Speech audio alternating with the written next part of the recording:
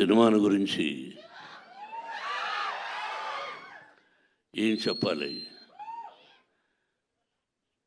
విష్ణు చెప్పినట్టు చాలా చెప్పాలి. ఇది ప్రజల సినిమా, మీ సినిమా.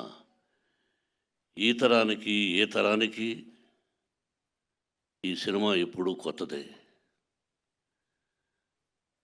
భక్తిభావం, ఆ భక్తి ఎలా వచ్చింది, ఆ దూర్జటి మహాకవి ఎలా రాశారు, శ్రీ కాళహస్తీశ్వర మహత్యం అంటే ఏమిటి, దాన్ని ఇంతకుముందు ఎవరు తీశారు, మళ్ళీ ఏమిటి కొత్తగా చూస్తున్నారు వీళ్ళు అనేది ఈ సినిమాలో ఎంతో వ్యయ ప్రయాసలకు కష్టం. అంటే ఎంతైనా ఏదైనా ఏ సినిమా అయినా ఒకటి కష్టం. ఈ సినిమాలో అతిరథ మహారథులు పేరు పేరున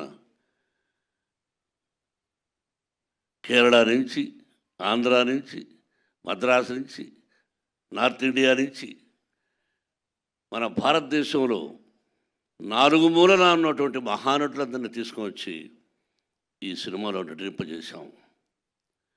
వాళ్ళు ఏం చేశారు, ఎలా చేశారు అని చెబితే ఏదో డబ్బా కొట్టుకున్నట్టు అవుతుంది. ఎన్ని రోజులు ఇక్కడే ఉన్నాడు శరత్. అతని గురించి అతనిదే నాటామని. నేను పెదరాయుడు యాక్ట్ చేసిన సినిమా ఆయనదే.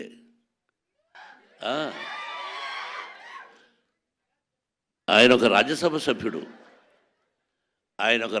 సభ్యుడుగా ఉన్నారు. ఆయనకు ఒక పార్టీ అధినేతగా ఉన్నారు. ఈరోజుకి ఏ పాత్రనైనా అవలీలగా పోషించగలిగినటువంటి మంచి నటుడు, నాకు సోదరుడు. అలాగే పేరు పేరున ప్రతి ఒక్కరూ అత్యద్భుతంగా చేశారు. ప్రజలు చెప్పాలి, మీరు చెప్పాలి. ఈ టీజర్ చూసిన వెంటనే ఇది ఓన్లీ భక్తి చిత్రమే కాదు, అన్ని రకాల విష్ణుబాబు చెప్పినట్టుగా ఒక చరిత్ర, భగవంతుడు, పరమేశ్వరుడు, అంతే.